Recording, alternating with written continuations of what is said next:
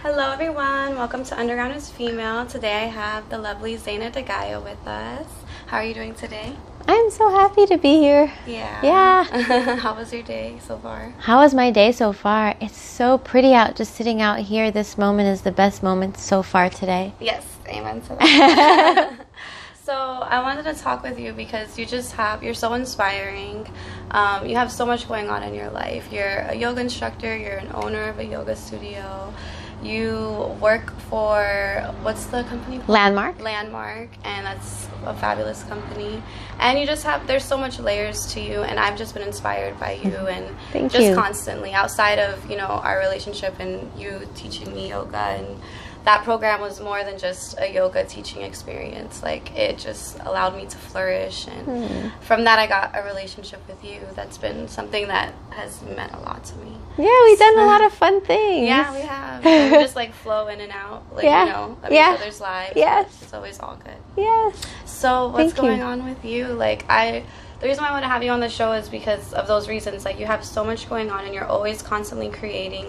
You've written a book in the past, you've done a radio show. Yeah. And it seems like you just have this power to do whatever comes to mind, comes to heart. And I feel like a lot of people, there's something in between them that, themselves, stopping them from going after what they would love to achieve or desire. Yes. Oh, I so get that.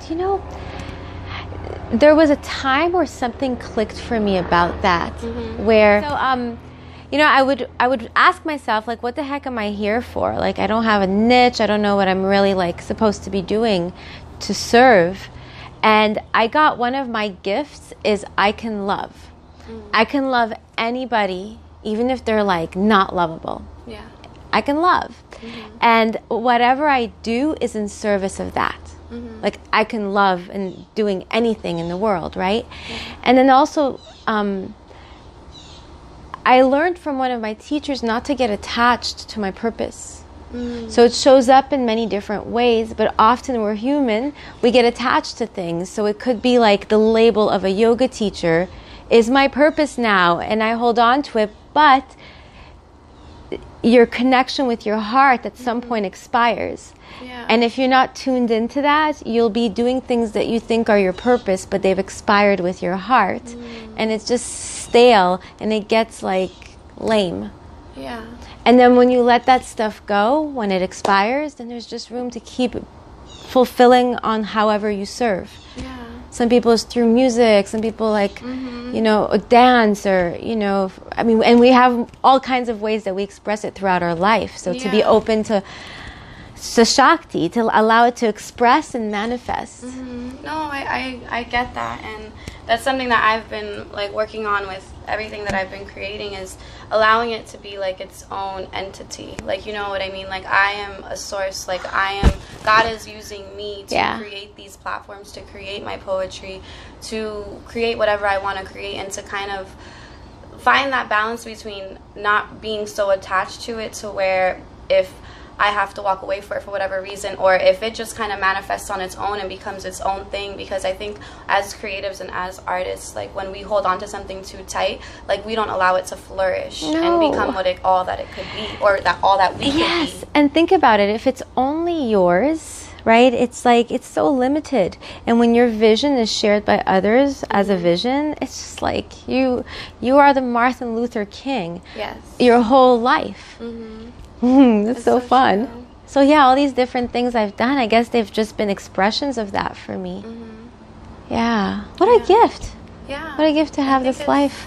Yeah, it is, and I think that's beautiful. And also just on how we limit ourselves with things, when we tell ourselves oh, I could only do this, this is what I know how to do, this is what I do good, I can't do anything else, imagine if we limited ourselves in that way. And in our past, maybe we have, I know I have, well, I'm actually thinking right now, there must be a way I'm limiting myself. There always is. I mean, and we're freeing ourselves of that. I was just thinking, well, I have it I don't drive stick. I'm not interested. Yeah. And I don't, but it's limiting, because if I had to drive stick, it'd be great to know it. Yeah, exactly. But I think we all have a little bit of that, to keep peeling the layer of. You know, yesterday I was leading a program at Landmark, and I kept noticing I would like, you know, I would be so out there and self-expressed and sharing myself in the front of the room, and then I'd go in my head and like doubt what I just said or think as it, you know, and I really had a breakthrough in that yesterday because I actually just observed it. I was like in and out of it, and at the end of the day, when I got the feedback, because I'm being trained right now, it was like, you were awesome. Yeah. And I was just like, man, I'm just so critical. Yeah, I feel like that happens so much. Like the other day I went to go perform an open mic night, and it's like I feel like I have this judge in my head that just judges every second. We do. It's called your brain. And like I watched the video of me after, and I was just like, oh, everything went fine. Like, I'm great. Perfect. We're great. We're amazing. And so it's like I think it's just like a mindfulness practice, and just taking each moment and just being like, okay, it didn't happen exactly how you think it happened. Totally. And it's like, if you did your best, like you're going out there and you're doing your best in that moment, and you put your best foot forward, like that's all that should matter. Like we all make mistakes, we all say things or do things or get flabbergasted like in the moment, but I mean that's life, and that's the beauty of humanity. Yeah. And you know, that's the yoga, and that's why I love like Landmark and yoga. For me, it all threads in this wisdom of you're not your body, you're not your mind, you're not your emotions, and how to live life, right, free from that, and like having the body be sacred, having the mind be used. It's brilliant. And having our emotions be this compass, but where we can use it as mindful human beings. Like you are a Buddha. You know, Buddha's life was to have people get that they can be free. Free from what? Free from suffering. How? Free from your mind, your body, and your emotions. That you can have equanimity. And you're a walking, talking Buddha. We are. Yeah, I do. I think that's why, like, in little ways that since I've branched out of, you know, what I was taught to believe and my religious beliefs, like, I've found connections with different realities, with different spiritual realities, with different religions, that I've just taken pieces of it from Buddha, like, and just been like, wow, that really resonates with me. Like, I don't have to, you know, live that and worship Buddha. Like, I am a Buddha. Like, I worship myself. Like, I feel like God lives within me. Like, you know what I mean? Like, I pray to the God that's within me. Like, and so that's what I think about that. What would you call the Buddha in a like female form? Buddha. I feel like I never thought about that. Because I was like, you are a Buddha-is, but it doesn't quite sound right. But it's like, you know, just Buddha's genderless. I guess. I guess it would be like somebody who's like living their life in service of that, of something to serve humanity, and then being free to a certain extent, you know, like we're all working towards that. And maybe, you know, it's like I get my freedom moments, like and then you're back in the mind, and you're back in this. So we're all like on this amazing journey. And definitely, just to go back to what you were saying about the yoga, that was one thing that I learned and that I loved about, you know, being a part of the yoga program at I Love Yoga Studio, was that it teaches you that like yoga is so much more than like what we're taught and what like the media likes us to think, which is the poses, and that's like the asanas, like that's what we learn. And it's so much more. It's like yoga is a daily practice. You're going through yoga like throughout your life. Yoga is meditation. Yoga is giving to other people. Like yoga is just staying aware and just karmic yoga. Like there's just so much more to yoga than what society like has made you think. Like I practice yoga every day when I decide to share my poetry and all those things. Like that's what yoga is. I love that. You know, somebody asked me once, like, how often do you practice yoga? And I was like, I don't know what you're talking about. and I explained to him, you know, yoga is the practice of union. So when I'm coming from what we call namaste, which means the source in me honors the source in you, and that source is coming from the same source, thereby we're just all connected to God somehow. And if I see God in you, I see God in me, then I wouldn't kill you or do something stupid to hurt you, because you're me. And that would be being yoga, right? Just like acting from there. But yeah, it's kind of like a monk that was asked, like, you know, we heard you meditate 24 hours a day. Like, how can you be interviewing with us if you meditate for 24 hours a day? Yeah, you know, and he was like, well, you know, how do you know I'm not meditating right now, bro? Exactly. I think that's like, all day, every day. I multitask, meditate. Yeah, it's true. And I got that. Like, it made so much sense. And And I think that's why yoga is so powerful. Like, you think it's the asanas, when you start doing it, you get into the asanas. That's how I got into it. That's how most people get into it. Yeah. And you're like, wow, yoga is so, like, I love it. I need to do yoga, like, every day. I need to be in these poses every day. And that's beautiful. That's wonderful if you have that commitment and that dedication to that practice of yoga. But to just know that you could be meditating, like, it's just a mindfulness. It's just bringing your brain, what am I doing right now? What is this present moment?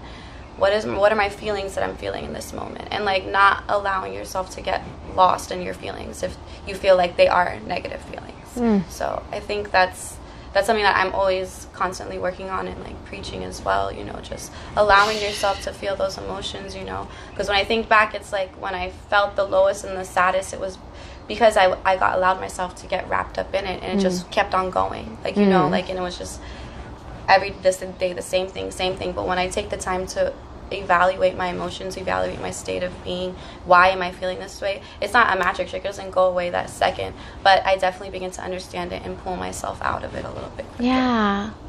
You know what really has saved my life throughout the years is my community. Yeah. Like, for a while, I spent a lot of time pushing people away. Like, really, when people would feel like they would get too close, like, if you really wanted to hang out with me, it would freak me out and I would push you away. Yeah, I remember you talking to me. And I had a breakthrough with that where I started opening up to people, and I just share, like, I'm very transparent as far as what I'm dealing with in my life, and I have so many people in my life that I can just share with. Yeah. You know, like, when you're not well, you don't feel well, you're unhappy, you're heartbroken. And a lot of times that's when we shut down and we isolate. So, like, doing the opposite, which I think sometimes can be really hard. I know it was for me at the beginning, but that's what saves literally my life. Yeah. Is having people to just drop it with. So I'm not by myself with it. And then it's not so, like, heavy, and it's not so shameful, like I have to hide that I don't have all my shit together. Yeah, because the reality is, like, we don't always have our shit together. That's part of being a human. Like, I'd be pretty skeptical if you had all your shit together all the time. I mean, you know, who does? So it's definitely, I agree with you, it's definitely important to have, you know, even if it's just, it could be a community or one person, to, during that time when you're feeling down or low, like, to just reach out to them. And I have those people, like, and I don't reach out to the same person every single time, you know. Sometimes I hit up someone else, or sometimes it's a coincidence, someone hit me up and I'm like, hey, like, this is what I'm dealing with right now. And it's usually someone I'm really close to, like, someone that I know will understand what is happening and can comfort me. And it definitely makes a huge difference, keeping that community of people around you. You know, you need that. I feel like as humans, we're social beings, you know. Like, as much as I love hanging out by myself or, you know, doing my own thing and focusing on my goals, it's like, at the end of the day, we're social beings, and we need that connection. We need each other. I can't exist without you. Yeah. You invited me here to interview me because you think I have something to say. Really, if it wasn't for you, I mean, I wouldn't be talking about anything right now. Yeah. I need you in my life, and we need each other. It's just... It's like, it is. It's a great thing. And sometimes we're like, I want to run away from people. But then at the end of the day, we need each other and we love each other. Yeah, so I've often said, like, in the past, you know, like, I hate people. I still can, But as I started to grow in awareness, like, I understood it wasn't, you know, people that I was hating. I love people, actually. Like, I love interacting with them. I love helping them. It was just me learning to just accept people for who they are, I think. Yeah, you'd have to accept yourself for who you are, to accept people for who they are. Yeah. And I think that takes time for you to, like, understand that and stuff. Yeah, you got to heal your own self-hate and self-judgments and all the stuff we've made up about ourselves. Because I could just only see your beauty because I could see mine. And I could see the ugliness because I have it in me. Well, thanks for coming on the show. Thanks for having me. Of course, my love. So if you could let everyone know where they could find you. Yeah, so really what's coming up next is at I Love Yoga Studio in Dania Beach. I'll be co-leading a yoga teacher training. It's a weekend course. It is exciting. It's like one of my favorite things to do in the whole world. And if you want to find out about when I'm teaching, I teach Shakti dance next weekend, and I put that on once or twice a month. So you go to iloveyogastudio.com. Nice. Yeah. All right. Alexi. Well, have a great day, and don't forget to subscribe, share, you know, all that good stuff.